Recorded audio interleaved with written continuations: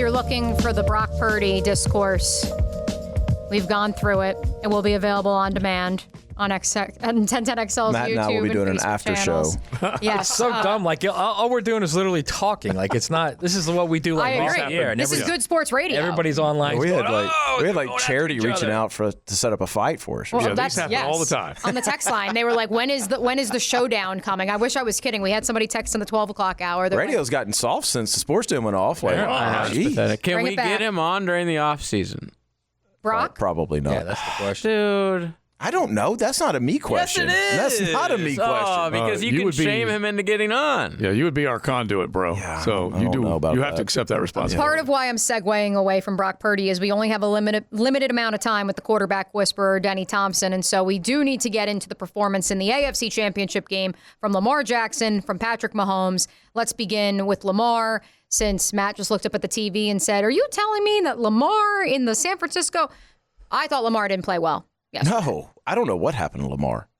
Was No it idea what Todd Monken putting it all on him Yeah, and did saying Todd Monken happen to you Lamar? need to be a pocket It passer? looked different. To be fair, it looked different, but I also think Lamar plays such a game off schedule that on those days where it's not working for him off schedule, man, it's hard to get a rhythm.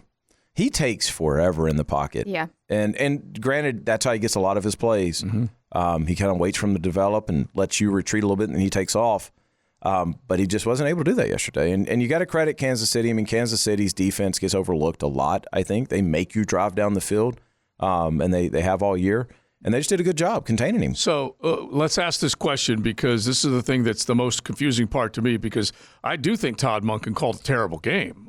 They only handed off the ball to running back 6 times, Denny. Yeah. And we know he is the great improvisational master, but he pressed because he was in the pocket and asked to, I don't know, make quicker decisions down the field and make better throws. That's not Lamar. Yeah, I don't know. I'm not real sure. I would love to hear what happened. I'd love to be in the meeting room in Baltimore and Detroit today. Like, would love to hear that. Yeah. But I think it's 2 completely different situations. I think the Baltimore one, they got there one way and it was on Lamar's back, and you hear Lamar can't win, Lamar can't win, and it's like, okay, well, let's keep going. And then it just didn't work. And I think he's such a good athlete that you would have a tendency to do that. If you're in a bigger game, I want my better player to get the ball more. I want him to make more decisions, a bigger effect on the game.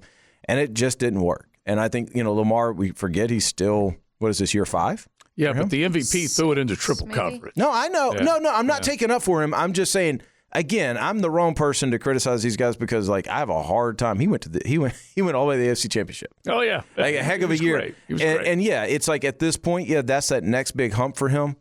But man, it's going to be hard to get over Mahomes in the AFC because this guy's Jordan. This guy is like, during the regular season, he makes you think maybe he's lost a little bit, and then he pops in, and it's like, nope. Crazy. I control everything that happens on this That's a football great field when I'm on it. I mean, it's going to be hard for anybody to get over the Mahomes hump. Yeah, I know. Yeah, that's what I'm saying. It's not a knock on Lamar. No, it's. I just don't know who's going to do it. I was saying this earlier, and I want to get your thoughts on this. Is if you're a quarterback now in the league, and you're playing the Chiefs, every possession is critical. Yep. You cannot blow a single possession. And I think that happened to Baltimore too. I think they got started in that panicking, game yeah. and they realized early on, I think they thought that we're going to score with them.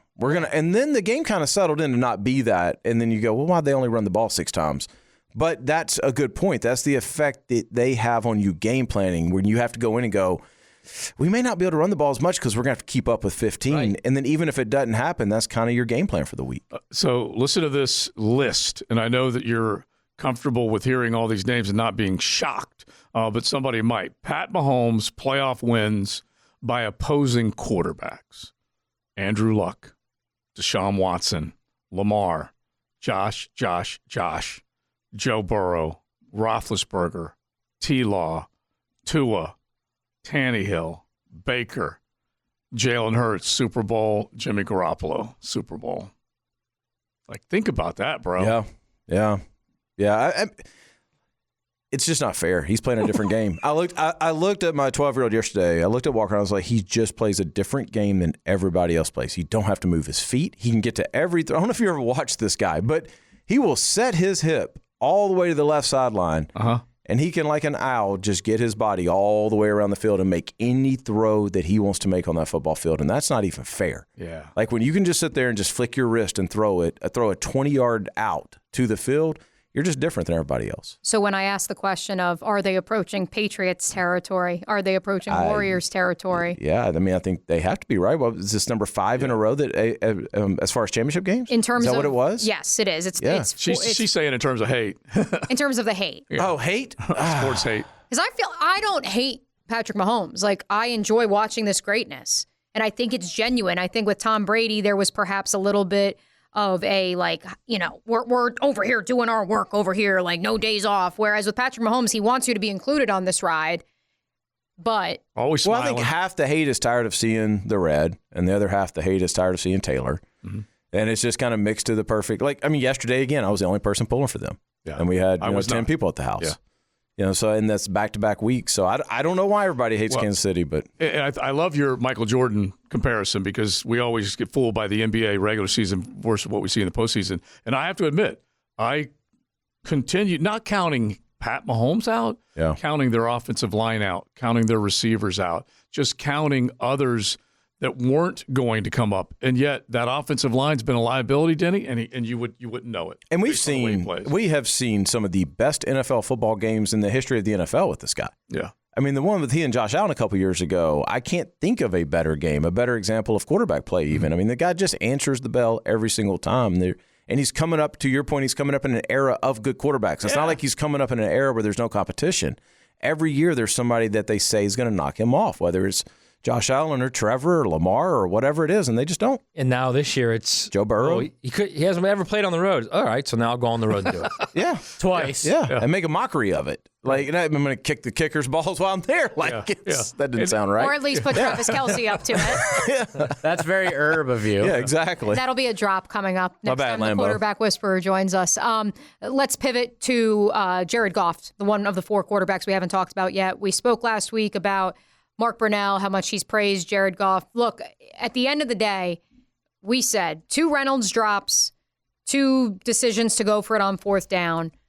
You alter those 4 decisions, those 4 outcomes, and maybe we're talking about a different game. I think if you watch that game, you're not blaming Jared Goff today.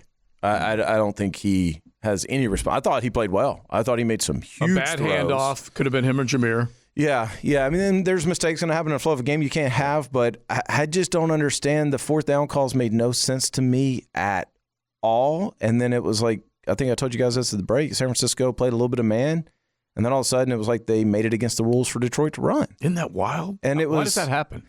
It's a lot of times it's just you have 2 play calls, and if they're in man and the box count is this, then you're just going to throw, right? That's just an always play. And so that I don't know if that's what happened, but I'm assuming is they kept getting a look that had them throw and not run, and they kept doing it. That's a 1 or 2 thing. You go to line with 2 plays. If it's this, the box count says this, we're going to throw. Right.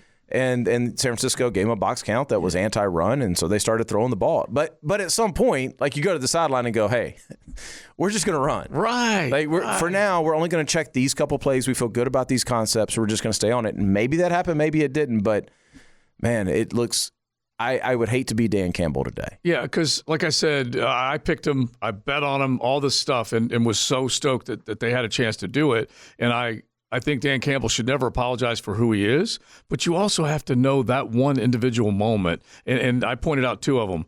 When against Dallas, when you had a chance to be a higher seed, and you got mad because they waved off your player or your tackle eligible, he got stubborn and kept trying to make the play instead of kick a field goal to go to overtime. It was a bad decision. Yeah. And then the third not going for it or going for it on 4th down was a really bad. Yeah, I didn't even understand the point of it yesterday. Yeah.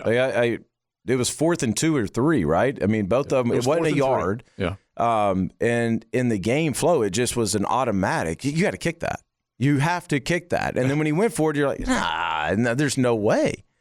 I don't understand it. I know it's kind of his identity, and he wants the guys to win football games, but, man, that didn't win you the football game. When you're up, you keep applying pressure to the other. Absolutely. Up 3 scores. How does he not? Someone on the sideline not say, Coach, Let's go up 3 scores on the road. That's what I'm saying. They did. They had to. God. They did. And he just, no, this is what we do. And if it would have worked, we'd be talking about it today. And, hey, that Dan Campbell's a heck of a coach. But it didn't work. And that's why he's not a heck of a coach today. Real quick before we let you go, I said this to you as you walked in. Senior Bowl this week, the Shrine Bowl game going on. Practices have already begun. Austin Reed's dazzling. Killing it, yeah. Maybe some other intel you've heard of, him and maybe some other guys. I haven't heard a lot. I told you guys he texted me late last night and said, "Are you up?" And I'm like, "No, I'm never up past this time." But so I haven't even talked to him. But I've been reading the same things everybody else has been reading. They are doing this cool thing there where they actually track the metrics and you can follow like top speed, spin rate, all that kind of stuff.